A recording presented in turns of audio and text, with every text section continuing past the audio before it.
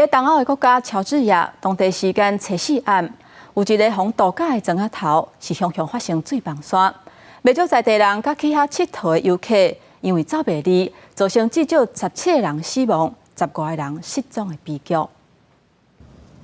甲普桥街啊搬去运输车，阿边个排队陆续上车，准备要去土石流灾区搜索救援。东欧国家乔治亚西北部一个度假小镇绍维，当地初4暗时汹涌发生土石流，冲入去当地度假小厝甲部分的小型旅馆，造成真侪人死亡失踪。 დავალება გარკვეულმა პირადам შემადგენლობამ უკვე დაიწყო გადაადგილება, რათა მოახდინონ ქვეითი საპონტო ხიდის მონტაჟი.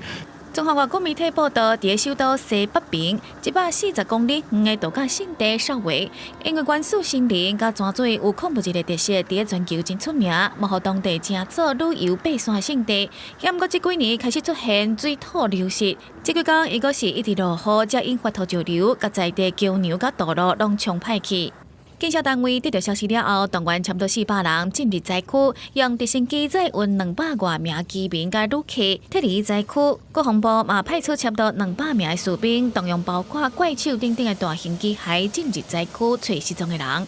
სამწუხაროდ ამ მომენტისთვის 7 გარდაცვლილი იქნა ნაპოვნი, წედარი, ძალიან მძიმე ვითარება, სამწუხაროდ 30-ზე მეტ 老子这边都在拿回到了这个民事актив리。